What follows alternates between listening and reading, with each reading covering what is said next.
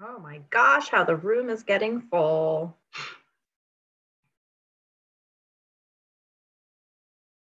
Hi, guys.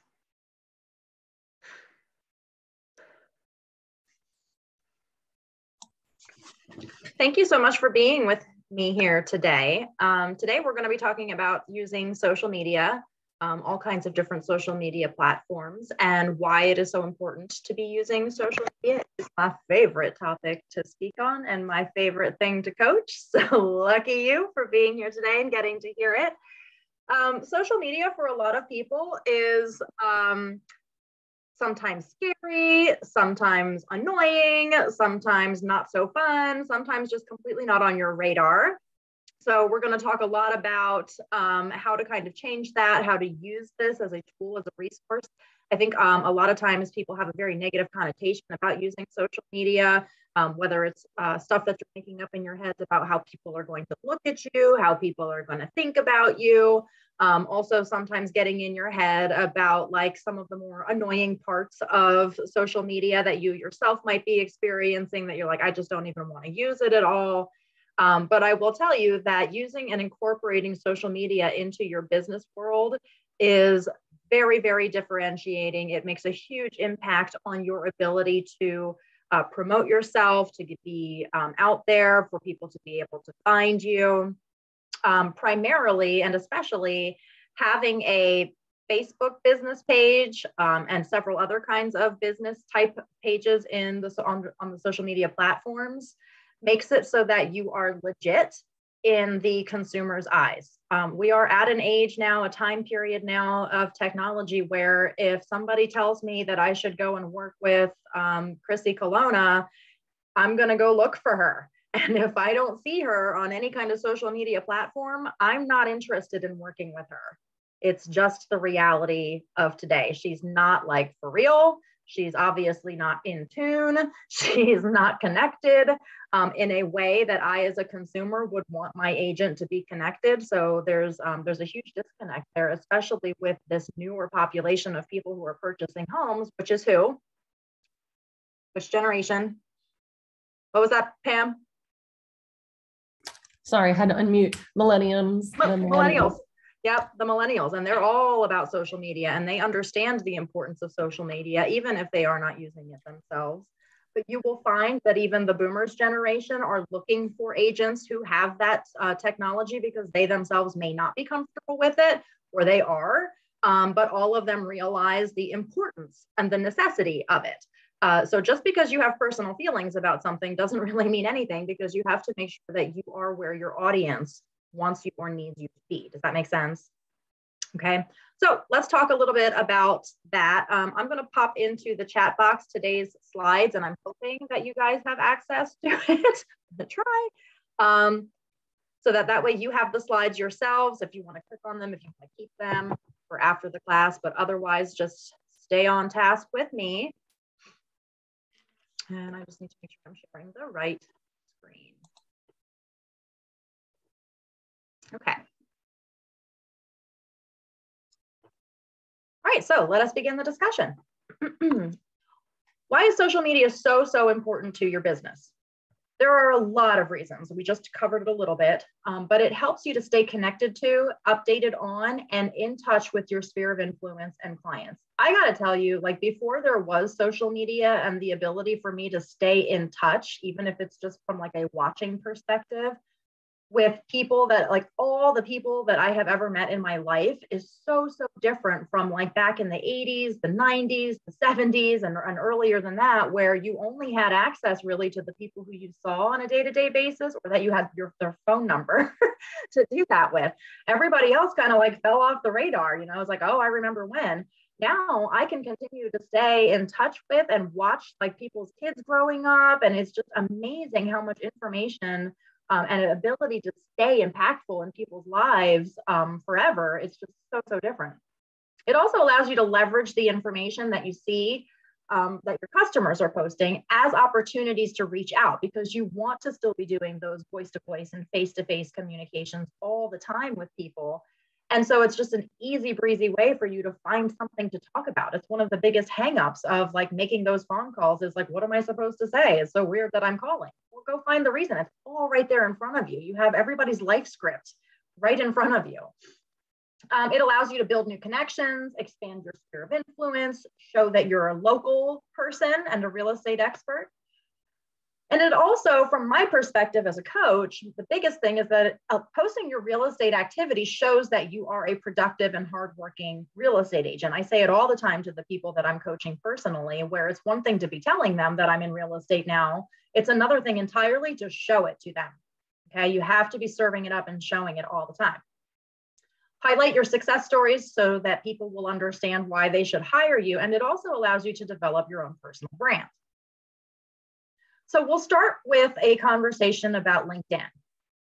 LinkedIn, how many of you in the room have LinkedIn accounts? Not a requirement, just curious.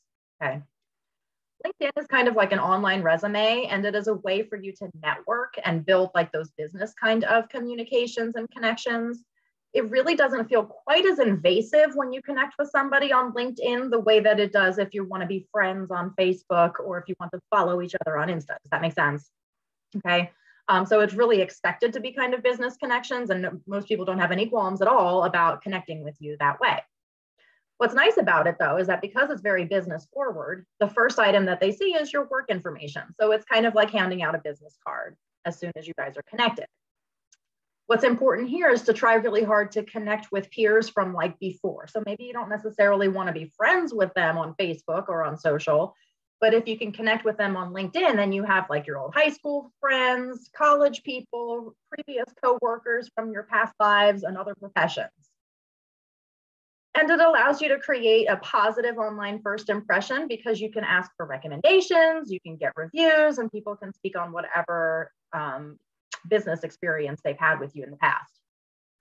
So on LinkedIn, what you're going to want to do is post content that appeals to those connections. It's a different audience. So you want to make sure that the posts that you do there are driven more towards like the business and the prowess and the information that you know and that kind of stuff. So it's mostly real estate on there.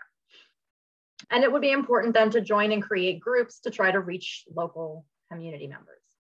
Okay, so if you haven't had a LinkedIn up until this point, it may be something you would want to consider adding just so you can kind of capture those maybe few remaining people that you're not yet connected to socially. There's also Twitter.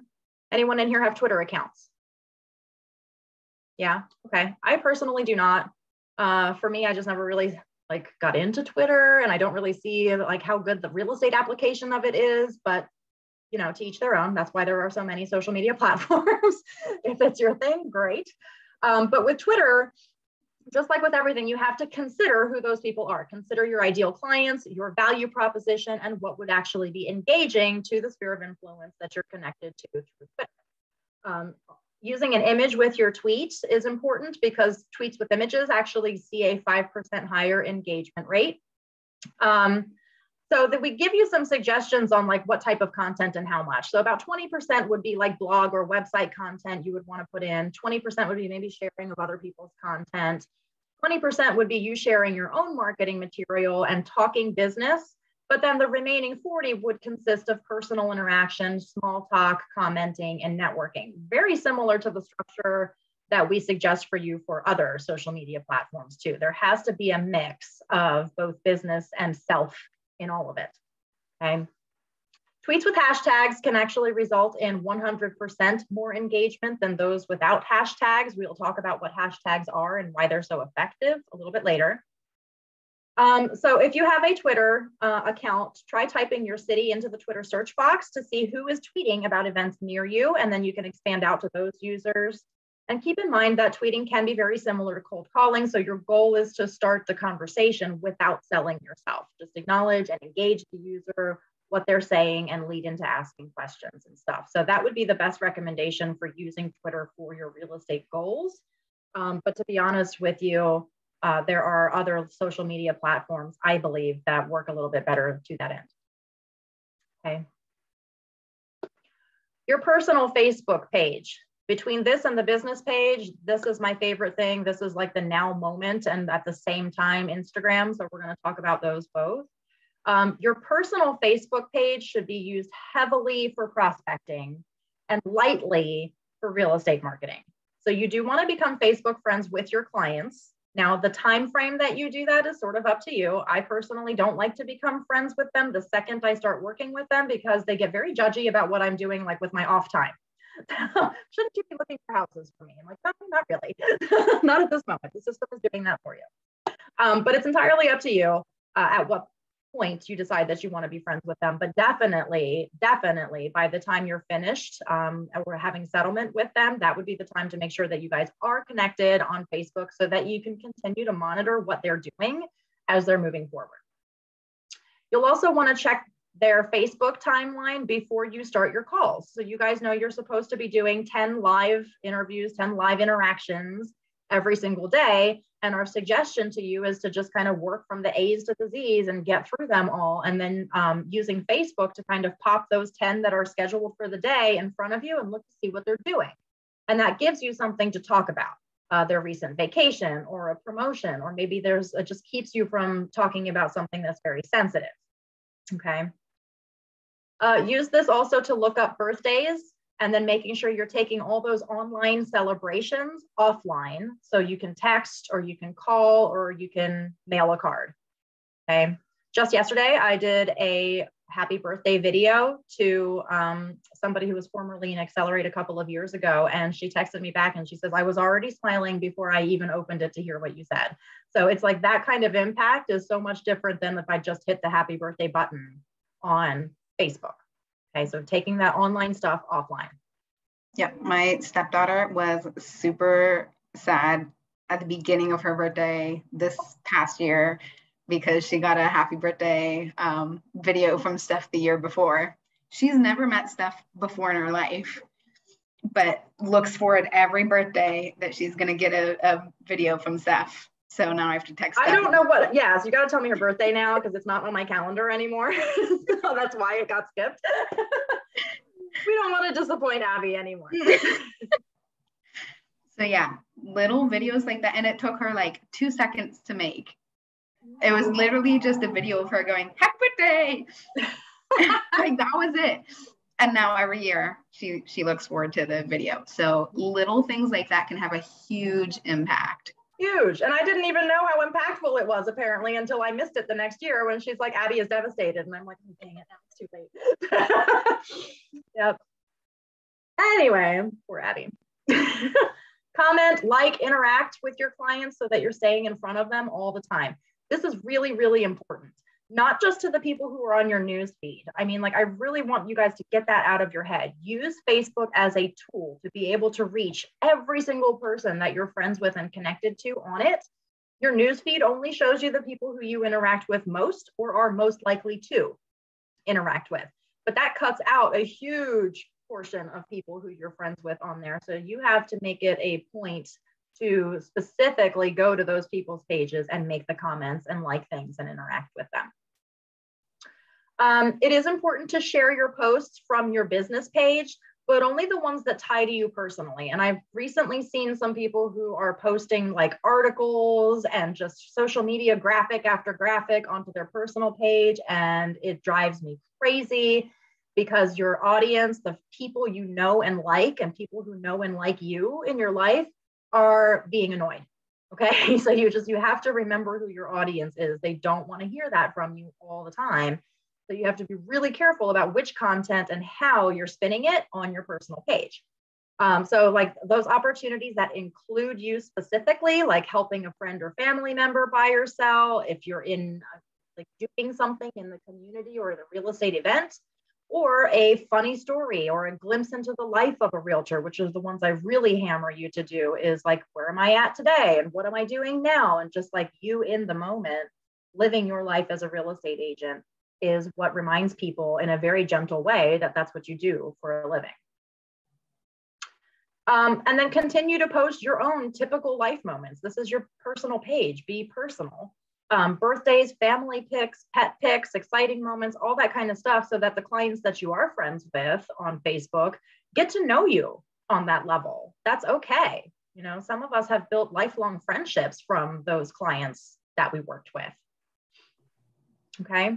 Questions at all about that? Go ahead. It's great if you can wrap in local businesses too. So if you're visiting something like, I just did a post last night. I was at a yoga studio doing a new type of yoga that I've never done before. So I did a picture of the floor and like tagged the yoga studio, and they liked it and started following my business page. Yeah, so that's what she's putting on her business page. Yeah. Which we'll talk about in a second, but also likely sharing to the personal too. Well, and those are great posts to share so that you're sharing your business stuff. You're sharing your business page to your personal page, but you're not like real estate, like all in your face. Yep. So those are usually what I share to my personal page from my real estate page, is more personal things like that. Yeah. And that's important to note, that like I don't just want to post to my personal page. I want to post it to my business page and then share from there.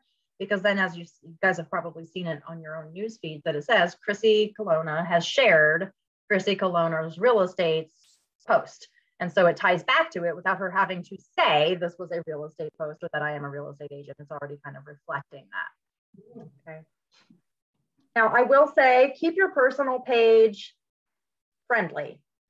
I don't want to like offend anybody. I don't want to step on anybody's toes, but like this is one of those situations where now that you are a professional and your job basically is to sell yourself and your services all the time to all the people, the basic rule of thumb is clothes on, politics off. Okay, so I don't know what was going on your personal pages before, but you probably do need to kind of like trim it up a little bit and just make sure that you're not too extreme in any like thought or opinion or whatever, because you don't want to alienate this huge group of people who could potentially be clients of yours. So I just say that to have a little caution in any significant serious stance. Facebook business pages, also incredibly important. So when you're thinking about like how to use your personal page in conjunction with the business page, your personal page is kind of like that direct, like everybody that I already know and who knows me, we're talking to each other. I want them to see that I have this lifestyle and I'm doing these things. The business page is for like the referrals, for the leads, for the strangers that you don't know yet who maybe saw you at an open house, or somebody said, oh my gosh, you got to use Chrissy the next time you want to buy a house. So then they get online and they start looking you up. When they land on your business page, when you think about your business page the way it is right now, would you want to hire you the way that it currently is? That's the question that I would just kind of throw out to you. Is it engaging? Is it interesting? Can a person get a sense of who you are by looking at that page? So I know for a lot of you, potentially the answer is no. If I land on this page, it is boring. There's nothing there, maybe nothing at all. And so if somebody's researching you and looking to see if they're going to hire you, that could be detrimental. So you really need to make sure that your business page is like your own little mini website inside of Facebook. It needs to be well branded. It needs to have a lot of content. This is where a lot of that like real estate articles and those kinds of things can be, but gosh, it has to have the personal stuff. You have to have the day in the life and here's what I'm doing and here's where I am in constant rotation, so that when a person is researching you and looking you up, they give the impression you are successful. Okay. So of course, post your listing inventory, your buyer seller tips, homeowner advice, all that kind of thing. The business page lets you run targeted ads to expand your reach and to focus on a specific audience. You can get customer reviews there. And then as Chrissy mentioned earlier, whatever you post to the business page that feels more of a personal nature, you can share to your personal page so that it ties together. Okay. But those need to be running in tandem with each other and complementing each other. So you really want to get the most out of your posts. And it's really important when you're deciding what kind of posts to put in there, these different main ideas, that images account for 75 to 90% of Facebook advertising effectivity and performance. Facebook has all kinds of algorithms now. It's very difficult. I mean, really, if it was your job to figure out what kind of posts you serve to people, when there are so many available to choose from, there has to be algorithms in place. It would just be completely overwhelming for the user.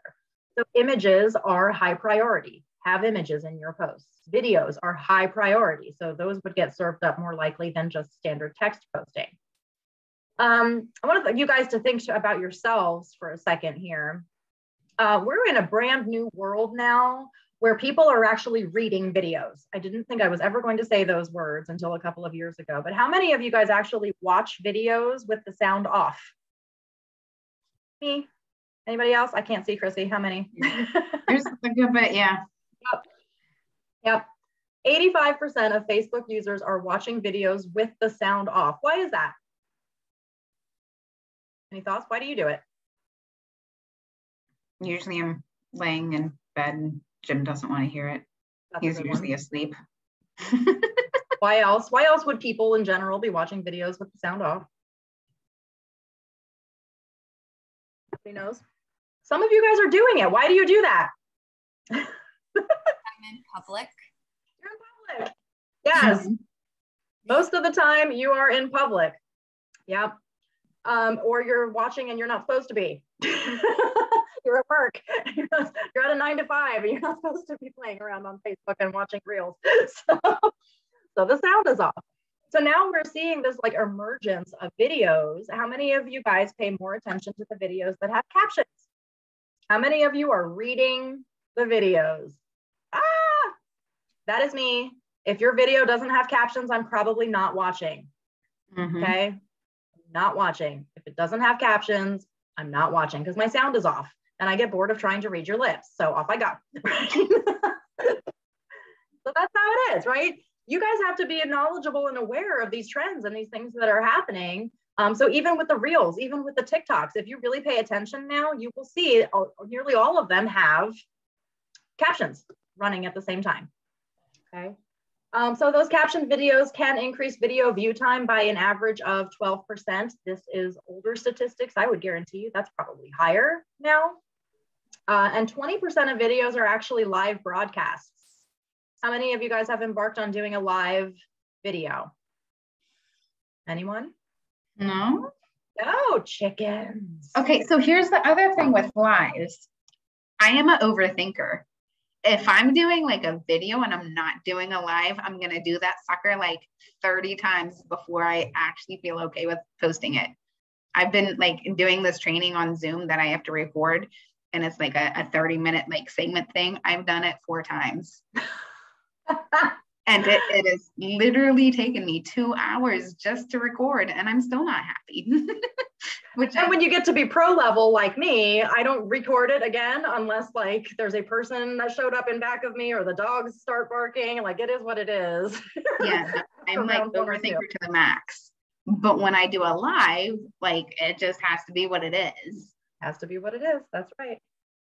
And it's fun too, because then people get to see your personality a lot more. Like I let my personality come out a lot more on a live because I'm in this like, oh, well, whatever it is type of mode where if I'm doing like a pre-recorded video, I'm like very like, this is what I'm supposed to say. And this is how I'm supposed to act. Yes. The supposed to act and supposed to say kind of get in the way of the flavor of it. Yeah. So, but when you're thinking about what kind of posts you want to make, keep in mind that every 60 seconds, there are 317,000 status updates, 400 new users, 147,000 photos uploaded, and 54,000 shared links. So why are you so special is the question. What makes you special? What can you do to be competitive in all of these posts that your sphere of influence is seeing and being inundated with? So why, like, you have to come up with posts that are actually interesting enough to get attention. Okay, so I hate to tell you, but like the comfort zone level where a lot of you guys are with social media is just putting on the NAR articles or letting the social media graphics go is not going to get enough attention. It's the same as everything else. It's the same as the other noise. Okay.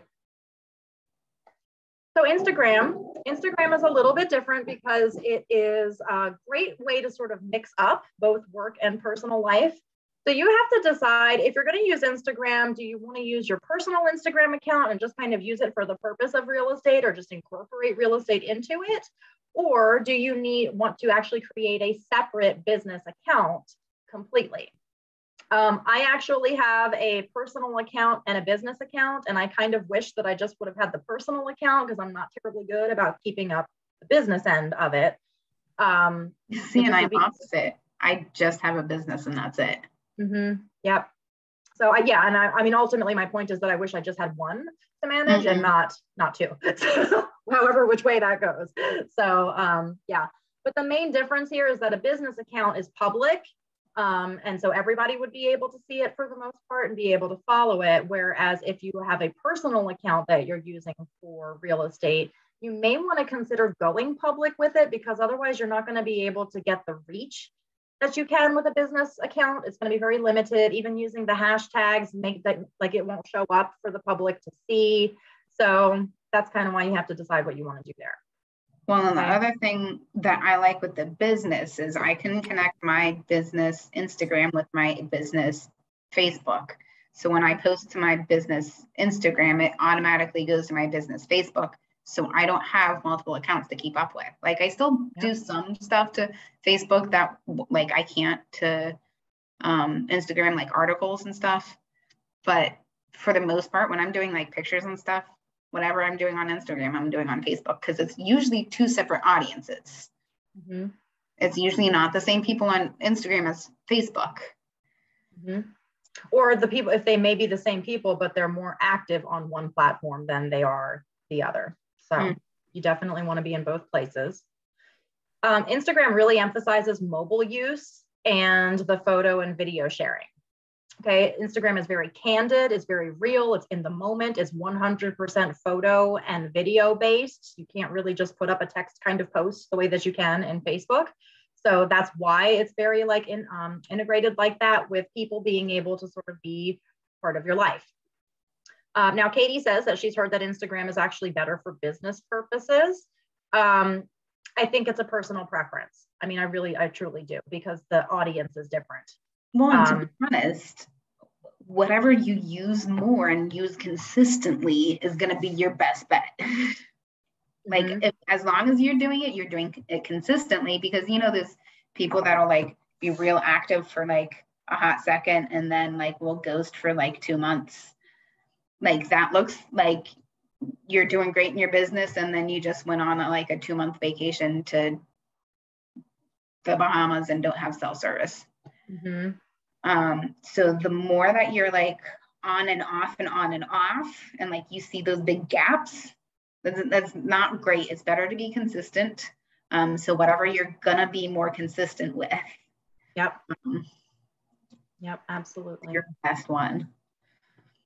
And then, of course, always use the 80-20 rule. The 20% of the activities that you do put on there should contribute to 80% of your results, meaning that it needs to be like the good stuff, making sure that the posts are the right kind of posts. Okay, and I cannot see what that bottom one says in my share mode. No idea. All right, so here again, on Instagram, getting the most out of your posts. Photos with faces are better. 38% more likes. Photos with location, even better yet, 79% more engagements. Tagging where you are, adding your locations, sharing a picture of maybe the cup of coffee that you got at the coffee shop on your way to showings or whatever it is, but however you spin the story of what you're doing in your life, tag the location, tag the place that you got the coffee, and then that kind of like makes it more visible to more people. Well, it doesn't necessarily, like you could be out for coffee just because like you're running your kids to soccer and y'all know like you need coffee. But you could spin it in a way, like a little white lie doesn't hurt you, of like, oh, on my way to showings and grabbed a cup of coffee. Like no one knows you on your way to drop your kids off. Yep. A lot of people like to use the phrase fake it till you make it. So when you don't have actual business that you're going and doing, you just kind of fake like you are, fake like that's what you're doing. You know, or you can say, I'm headed into the office, and you may very well be. Office posts are great. If you just like take a picture of like your computer at your desk, or if you're new to your desk space and like don't have stuff decorated, like we're all in different offices, like the Accelerate team, we're all in different offices all the time. So like I'm in the Camp Hill office right now and it is like bare. So like it would be a good post of just like, hey, need to decorate my office. Like, what are some ideas? Yes, to clarify, not the whole camp office is bare, just the coaching office is bare. The Camp Hill office is gorgeous. I love it. I was just texting someone saying how much I like working out of this office. So windows. Other things that you have to consider too is 7 out of 10 hashtags on Instagram are branded, that the Instagram videos get over 2 times more engagement than Instagram photos do. And I think that might be a little bit because videos were like a newer ad to Instagram. It used to be photos kind of only. So now it's all those things. Users actually on Instagram statistically engage more on weekdays, strangely Tuesday and Thursday specifically. I'm curious to know why that might be and where those stats came from, but I swear this came from what we sourced here at the bottom. So maybe if you're going to be using Instagram, you shoot to see if Tuesday and Thursday gets you better engagement. And then 50% of Instagram captions and emojis comments contain emojis. So it's very casual. It's a very fun kind of environment. You have to consider that Instagram is overall a younger environment. I'm going to age myself and say that, Facebook is considered to be the social media for old people, myself included. My daughter is like, well, so the real younger generation and the younger of the millennials are all like, they have a Facebook account, but it's like, that's not where they engage because that's like the older platform. It's all about Insta. It's all about Snapchat. It's all about TikTok. Okay. So now features on both platforms, so both Facebook and Instagram use the hashtags. And hashtags are designed to be a way to categorize posts. So sometimes you'll see this if you guys have been to weddings in the last several years, they'll come up with cutesy little like taglines for like the name of the wedding. And then they'll say whatever pictures you take, put them under like hashtag, whatever they came up with. And the reason for that is that especially if you have a public account, when you hashtag things, it puts it into like a library. Okay, so then I can go to like this particular category, this keyword, if you will, and then I can see everything that everybody posted using that same hashtag. So it's a great way for the person to like get all of their wedding pictures that were taken candidly by other people without them having to be sent those pictures. Does that make sense? So same kind of thing when you're doing the posts, then you can hashtag like the type of thing that you're at or the place that you're at or what you are doing or those kinds of things where it really like categorizes it for you. It's an online library. So in doing so, it also makes you and your posts more visible to more people who also tend to search on hashtags or see those kinds of things, and it makes it more publicly visible. You may want to consider using hyperlocal hashtags. So rather than saying something like hashtag real estate, which is really broad, and so it would get lost in all of those posts, then maybe you want to like really slim it down to like Lancaster real estate, Lancaster City real estate, those kinds of things. So that way you can kind of be in a smaller group to look for it. But be careful you're not like too specific and it's like just you and your hashtag. Yeah, it's just you by yourself. Yeah. unless you're trying to use it to brand. Right. Because you can create your own unique hashtag, obviously, and stick that on every single thing that you post, and that sort of becomes part of your brand. And then, yeah, you're by yourself in that little online library, and that's totally fine. Mm-hmm. So like I have Closing with Chrissy, so I have that as a hashtag. Yeah, that's perfect. Now, some of you guys are like, oh my God, do I have to type those hashtags? You've seen some of them where the hashtags are like a paragraph long, right? I know you all have seen it. It's like these ridiculously long things. So you don't have to type them every time. Type it once. You can actually copy and paste it into the notes section of your phone if you want to. And then that way you can just kind of use your regular ones that way. Just copy, paste, super easy. Workaround. And then also consider the other content that you may have posted using the same hashtag. The only thing I would be cautious about is make sure that if you are using a like trending hashtag or a hashtag that you think is appropriate for your photo, just make sure it's not something that's being used for like a movement or like a trending topic that you didn't intend to library yourself into. Okay, does that make sense?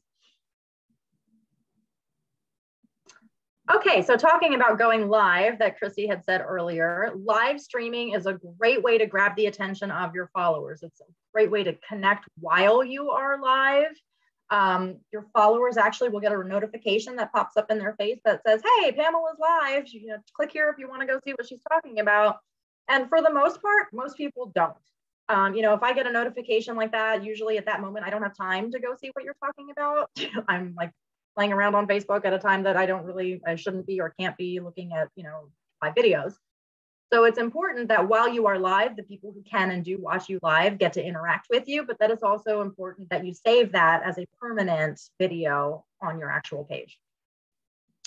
So content for live stream would be great at real estate events that you're at, community events that you're at, maybe an open house tour teaser, a new listing tour teaser, something like that.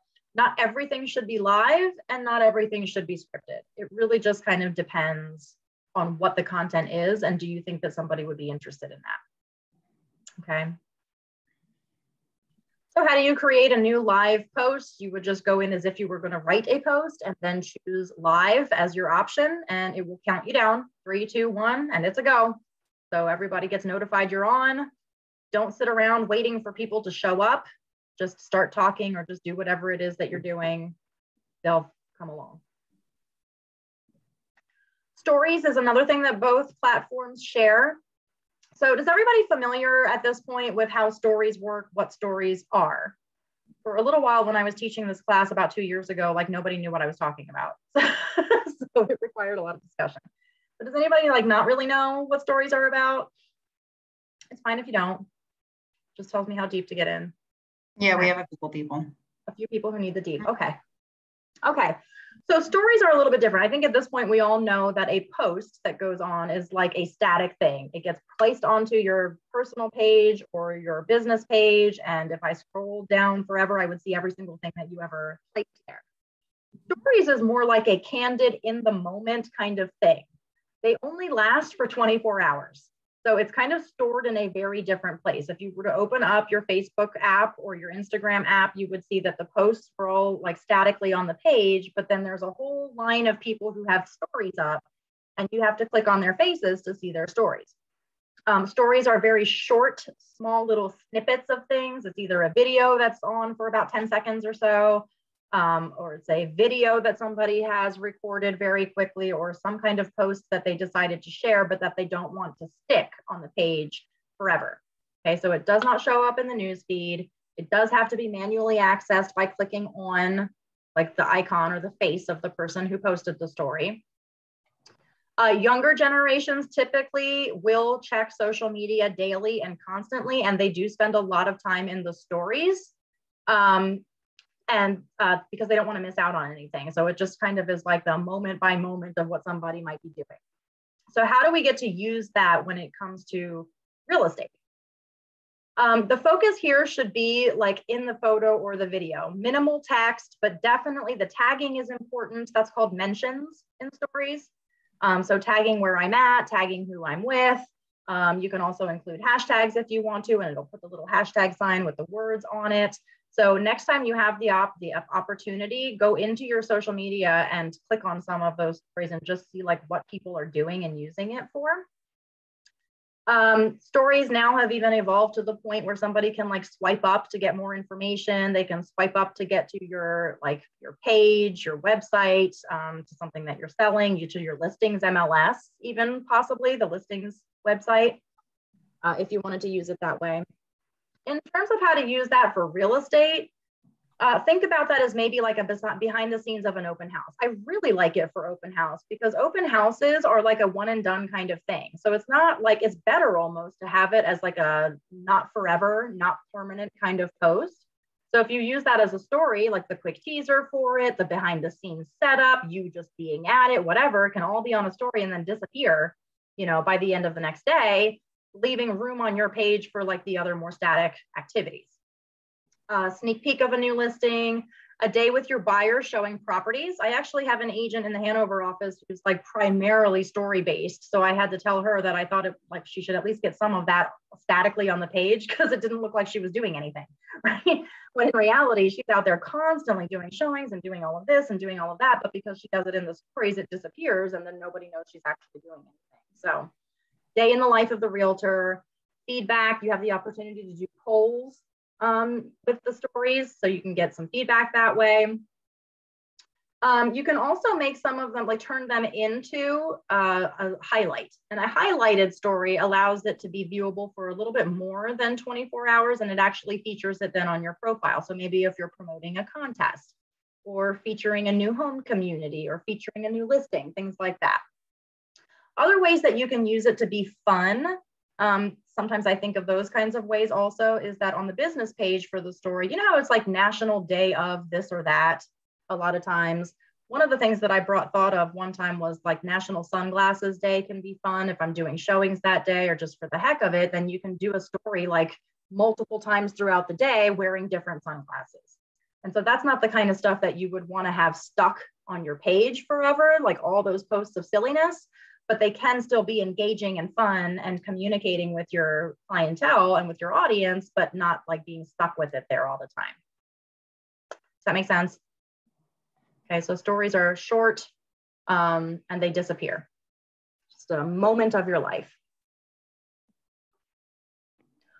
Okay, so content resources. I know a lot of people complain about like, how do I get the content? I don't really want to do this. Where can I find it? I don't like posting on social media. So we have a social media connector, okay? If you use it, it's in the Home Sale Center. Under the left-hand sidebar menu, it says social media. And if you click on social media and scroll down just a little bit, there's this whole section there where you can actually connect your social media platforms to the social media connector. And then you will just tell the system, these are the kinds of things that I want the system to post for me. Okay, and so a lot of agents who are kind of bad about remembering to post their listings or their reviews or articles or stuff like that, then the system will do it for you. But I will tell you that this does not absolve your responsibility as an agent to also have a lot of those candid shots, the things that you're doing in your day-to-day life so you can be engaging with your audience. But if this is the kind of stuff you don't remember well or you don't want to be bothered with, you can turn these on to automatically post to your business page. Okay, I do strongly recommend that. If you want articles to post on your page, I really prefer that you use the My Customer for Life articles. You get 3 a week. They are, some of you guys I think might be using the RIS Media, like the Resource Center articles. I don't love those as much. Of course, anything is better than nothing. But I really find that the My Customer for Life articles, specifically from Home Sale Center, are interesting, more interesting. In fact, sometimes when they post on my own page, I get notified, obviously, when my page posts for me. And sometimes I'll go look at those. I'll be like, oh man, that actually sounds really interesting. And then I read my own article. So they're that good. Even I get hooked. So I would suggest that. If you're doing the My Customer for Life articles and you're doing those 3 times a week, please don't post more articles. That's plenty. 3 a week is plenty. Everything else should be candid. You can also have it automatically put Market Watch reports onto your page as well. And these are the instructions to do that. So coming from the Home Sale Center, you would go to the Tools and Marketing section and actually setting up a Market Watch. So instead of a person-by-person Market Watch, it's just kind of like a global Market Watch. Once you have created it and you add it, then you set up how you want it to be. I usually do like a school district that's in like hot demand, and I use the like most requested criteria, 3+ beds, 2+ baths, like that kind of thing. Okay, and then make sure after you've created it that you allow it for auto post to Facebook. Okay. And then once you do that, you can select it to do that from the list of things that the system will post for you. We do need to update this just recently, like in the last month. We do have the ability to create targeted Facebook ads. Now we do have it still in AdWizard in the Home Sale Center. They're already pre-created templates that you can use that have the colors, that have the branding, it's all there. And you can use that to create your own Facebook ads for new listings, for open houses, and also just for branding, like your own self-promotion, your business page promotion. So when you create that, you would be going to homesaleCenter.com to social media section and then straight to targeted ads. If anybody's ever tried to use Facebook's business suite and ad campaign system, it's horrible. Don't even, it's the worst. I don't even understand it. It makes no sense to me. And then of course you're tasked with trying to figure out like how to make a really nice piece to use. So that's what I like about this is we've basically made it connected to Facebook for you with these templates, and it is more likely to get done because it's easy peasy. Okay. The national brand just came out with the same thing now, and theirs is called Chalk Digital. And Chrissy has been going around to some of the offices and teaching everybody how to use the Chalk Digital platform. So if you're interested in maybe doing the same kind of thing there, you can go play around with that a little bit. It's still in the process of we're working out the exact right steps for you guys to make that easy. Okay. Is there a question in the chat, Chrissy? Not a question, just okay. Social media, home sale hub. So if everybody hasn't yet gone and requested to get onto the home sale hub, you definitely should. It's one of my favorite places to go and get graphics to use for my posts or my stories. There's infographics there. That's where they put the monthly items of value. That's where they post our blog articles that you can share and use, social media tips and tricks, like all kinds of things. So anything social media related, we have the agent services department are constantly creating new content and doing new things for you, typically using Canva. So if you're like a super Canva user, you can go and create that stuff yourself too. But if you're not, or you don't want to be bothered, I am not a creative person at all. Like Canva is like, I get it. I know how you're supposed to do it, but I'm not creative enough to come up with anything pretty. So if you ever see any of my creations, it's like a kindergartner like was given Canva. It's so bad. So I know my strengths and weaknesses. That is not a strength of mine. So I'm all too happy to have home sale do that stuff for me. And then what I love about it is that a good chunk of the stuff they create is brandable to you. So you can customize it with your profile picture, your content, your contact information, all that kind of stuff. And if it's available that way, the post will tell you email so-and-so to get your own version. And it's totally free. Okay? I just put the link to Home Sale Hub in the chat. So if you are fabulous. A member, click on that link and go join. Yeah. And just don't forget that it's there. They're constantly creating stuff for you guys. Speaking of creating things for you guys, don't forget that we're also continuously pumping out articles for you to use and blog content for you to use. So we actually have a consumer blog. It's at askhomesale.com. And this is articles that are constantly written about homeowner tips and trends, DIY, buyer and seller advice, all kinds of stuff. And what I really like about this too is that in some cases, you can actually turn these articles into live video opportunities. I love for you guys to do that. We're always talking about how it's one thing to like read articles. It's another thing to have it interpreted for you. So you being the expert and the knowledgeable person about what it is that the content is better for you to get on a video and explain to the audience, here's what this means. Here's how this works. This is why it's good or bad for you, you know. We also write a local events blog. And so then this is going to be restaurants, activities, places to visit, things to do. It is currently very Baltimore heavy because we're expanding into the Baltimore market. And so we want our SEO to be really high in the Baltimore area. But there's a whole menu there of all kinds of other locations you can click to and see what's available. Okay. Apps that may be helpful to you. So I did already talk about the Canva. Easily design your own content. It is a free platform. It gives you 250,000 custom templates, free photos, free graphics. There's plenty of cloud storage. It's usable both on the app and as an app and on desktop. And then of course, social media posts, presentations, letters, more, all kinds of things. Mojo Video, on the other hand, allows you to create animated stories. Their free version includes 300 templates. You can add music, you can edit easily, you can combine text effects and GIFs.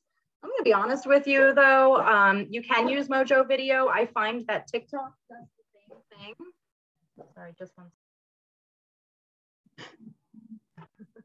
The dogs are really excited, the kids are home.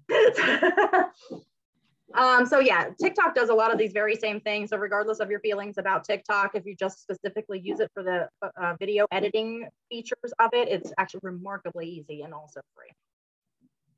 Okay. So to kind of wrap up this idea, you really want to make sure that you are balancing your content. So it's important to show that you're a productive real estate agent. So that's the key here. I don't want you to get too tied up into the what's and how's necessarily. The idea here is that you have to be showing to your audience that you are a productive real estate agent without overdoing it, without getting crazy, without losing your audience. Remember, it's social media. So you want to make sure you're showing who you are, all 360 degrees of you. Okay. So I know that there's a lot of people who I've coached in the past and I'm coaching now who are just like, oh, I don't want to be throwing up real estate all over my people all the time and like have my friends and family be like, oh my God, they're just constantly talking about real estate. And we don't want that either. That's why I'm like, please don't post articles and social media graphics. They don't care about that stuff. Okay. But what they do care about is you getting your cup of coffee while you're on your way to the office, or you see this cool thing out of the backyard of a showing that you did. That's the kind of stuff that says, I'm working and I'm actually doing stuff. So if you become legitimate to them, and then they're not going to be like, oh God, stop posting about that constantly, because it's not that kind of content, if that makes sense. So these are ideas of activities that you can post. A photo of you attending a Zoom training session. If you guys are friends with me on Facebook, or if you go and ever take a look at Chrissy's business page, you'll see that we're very frequently just taking pictures of literally just our computers. I will stand here with and be like this. And just I think I did one today. There you go. So go take a look at that. Take a picture of you being in the training class and say, taking the opportunity to learn the latest, to be one of the best resources for my clients or something like that. Spin it, spin it, spin it. Okay. A photo of you spending time with your family. I love my job. Not only do I get to help my friends with their real estate needs, I also get to push pause and hang out with this guy. We see it a lot of times with kids and with dogs. Look at my assistant. He's supposed to be looking up houses, but he's sleeping on the floor. Like those kinds of things. Photos of your workspace while you're preparing an offer, same kind of thing, hoping for a big win for my client. Like, people are not interpreting this as you slamming real estate down their throats, right? It's just you like doing stuff and they're celebrating with you. You can do selfies outside of your office. You can do a video of you discussing a common question that you hear from consumers. I just recently did one myself. I'm like desperately trying to get through this continuing ed. It's not my favorite thing to do. I'm like empathetic to you guys having to sit through these classes. I'm like, so I'm doing these continuing eds. And so I'm like, well, at least I get to do it from my front porch, on a bright and sunny day, and I'm not stuck inside a building doing it. So I took a picture of like my computer screen with a pretty background. And I'm like, if I have to do continuing ed, at least I get to do it from this great view. So nobody's going to be like, oh God, there she goes with the real estate again. It's part of my life. Okay. So here are some examples of what I mean by that. Recent posts from some of our agents. One agent here said this is a water office. Okay, so I guess she was on her phone doing something. Somebody took a picture of her, so she posted it and said, this is my water office. Getting offers done in the middle of kayaking this morning. Okay, here's another one where she's just showing off her real estate shirt. Okay, this one was such a busy real estate market. I don't get to spend a day with Carter Man uninterrupted. So then she goes on and just continues to talk about what she's doing with him now, but it was just a little drip about real estate in there. Okay. And then of course you can do these market reports and statistics and stuff as well every now and then. Okay, so tips and advice here. Always put yourself in your viewer's shoes and ask yourself, is this what my audience wants to see, or is this what I'm comfortable posting? Okay, that's a very powerful statement. Is it what my audience cares about or would like to see, or is it just what I'm comfortable posting? Be authentic.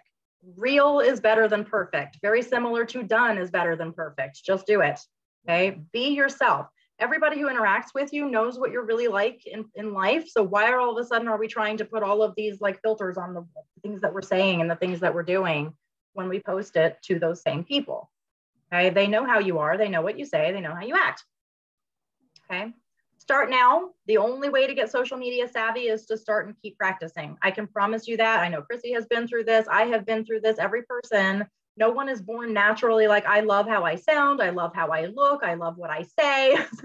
My posts are great. You know what I mean? It takes a little bit of practice, and not necessarily that the posting gets better. It's just that you get better with being okay with it. Okay. Like and follow other local businesses, tag other users by typing the @ and starting to type their username, it'll come up and tag them. Also increases your reach, obviously. Ask a lot of questions, use polls to drive interaction, learn about your audience. And then as always, create a schedule and a strategy and be consistent. Consistency is key. Chrissy brought that up earlier. You can't have dead space between your posts, okay?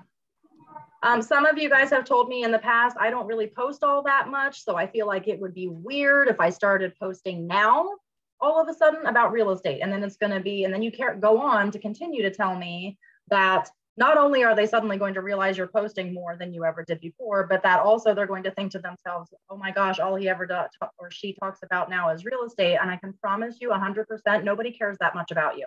I don't want to be offensive, but nobody is keeping a journal of when the last time was you posted and what you were talking about that whole time. I promise you, it's not going to be weird to anybody but you. So just start it. Start posting something, you can increase your frequency then, and then it's like nothing, there was never any time lost.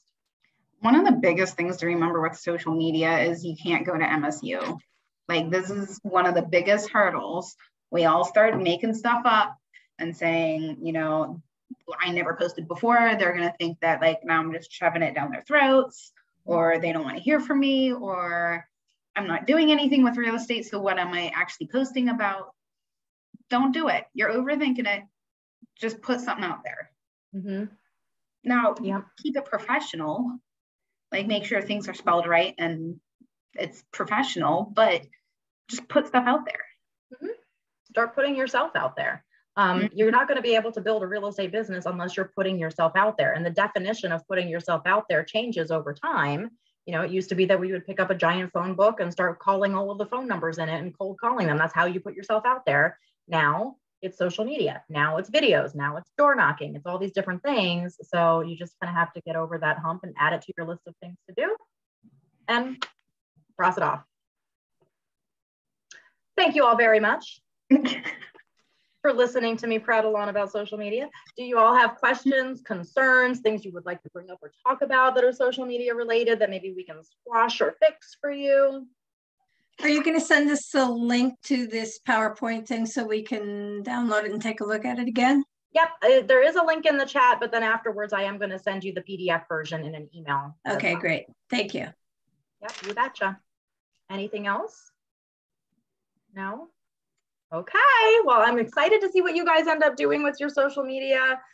Don't be afraid of things, just kind of roll with it. And of course, if you need a little help or inspiration or whatever, look up those people in your offices who you know do really great social media, and it's okay to like mimic them and get inspired by them and try to like, you don't have to have their voice. You're all individual people, but you can get inspired by it and come up with your own content.